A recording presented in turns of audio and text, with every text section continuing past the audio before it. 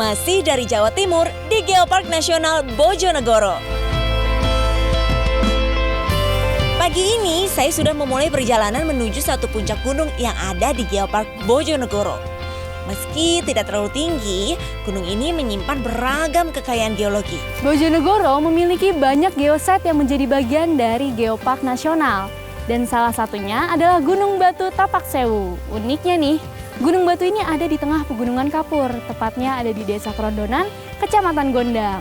Nah, tadi saya udah sempat trekking sebentar, dan sekarang saya udah ada di puncak Gunung Batu Tapak Sewu. Sampai di puncak, saya langsung disambut dengan sinar matahari pagi. Sejauh mata memandang, saya melihat barisan bukit-bukit hijau, lengkap dengan area pertanian warga. Gunung Batu Tapak Sewu memiliki luas utuh sekitar 1 hektar. Dan Gunung Batu ini menjulang di lembah pegunungan Kapur. Nah, kalau nama Tapak Sewunya sendiri, itu berasal dari banyaknya tapak purba yang ada di permukaan gunung ini. Dan diperkirakan tapak purba yang ada sudah ada sejak 25 juta tahun yang lalu. Tapak kaki hewan purba tersebar di hampir seluruh permukaan gunung ini. Baik ukurannya maupun jenisnya sangatlah beragam. Karena gunung ini merupakan hasil pembekuan magma dari gunung berapi, maka tidak ada tumbuhan besar yang hidup di Gunung Batu Tapak Sewu. Yang ada hanya tumbuhan ilalang dan lumut. Di Gunung Batu Tapak Sewu terdapat 2 jenis batu. Yang pertama batu andesit dan juga batu diorit. Batu diorit merupakan magma yang terbentuk di dalam lapisan bumi. Sampai akhirnya terjadi ledakan kedua dari Gunung Pandan yang menyebabkan magma baru mendorong batu diorit sampai akhirnya muncul ke permukaan dan membeku bersama. Kalau fenomena geoparknya bisa dilihat dari adanya batu diorit di tengah-tengah batu andesit. Contohnya kayak gini nih. Ini adalah batu diorit, ini adalah batu andesit. Dan usia dari batu diorit ini jauh lebih tua bila dibandingkan dengan batuan andesit di sekelilingnya. Keberadaan batu diorit di antara batu andesit sangat jarang ditemui. Proses geologi yang tidak biasa inilah yang membuat Gunung Batu Tapak Sewu masuk menjadi bagian dari gugusan Geopark Bojonegoro. Saya sedang menuju salah satu geosite yang menjadi bagian dari Geopark Bojonegoro. Nama tempatnya adalah Banyu Kuning dan lokasinya berada di tengah-tengah Desa Kerondonan. Tapi untuk menuju ke sana, kayaknya saya harus trekking dulu nih. Soalnya kalau dilihat, lokasinya itu ada di tengah hutan dan dikelilingi oleh banyak sekali pohon jati.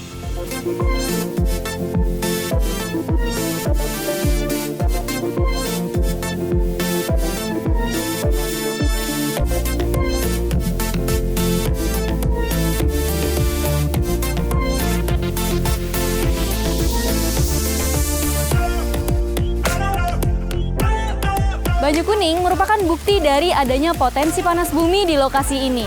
Panas bumi sendiri berasal dari aktivitas vulkanisme Gunung Pandan yang merupakan sumber panas bagi air yang tersimpan di reservoir.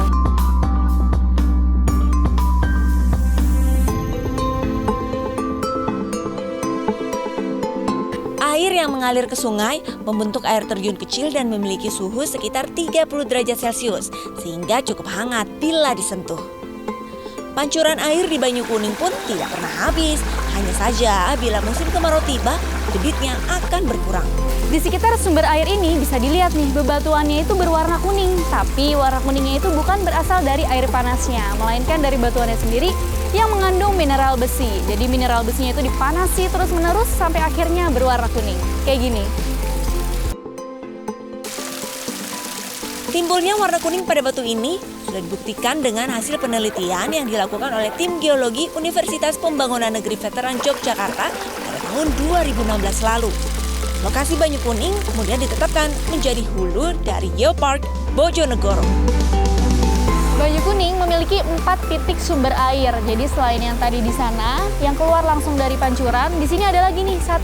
Tapi kalau yang kali ini, airnya itu keluar langsung dari celah batuan. Terus juga Banyu Kuning kan memiliki belerang yang bagus untuk kesehatan. Bisa buat pegel-pegel, bisa buat gatal-gatal atau penyakit kulit lainnya. Bahkan nih oleh masyarakat setempat ini tuh biasa digunakan untuk mengobati penyakit tertentu. Makanya sekarang saya mau coba untuk rendam kaki saya karena kebetulan lagi pegel banget. Jadi pas banget momennya. Sensasi hangat dari sumber mata air Banyu Kuning membuat tubuh saya rileks. Warga setempat pun meyakini bahwa semua wanita yang mandi di pancuran Banyu Kuning akan bertambah cantik. Jadi karena air di Banyu Kuning ini nggak bisa kalian minum, kalau kalian mau cobain airnya cukup dengan cuci tangan atau cuci muka aja. Kemana lagi perjalanan saya di Geopark Nasional Bojonegoro berlanjut? Tetap di Geopark Indonesia. Kayangan api dapat juga disebut sebagai api abadi, karena memang api di sini tuh nggak pernah padam, sekalipun turun hujan.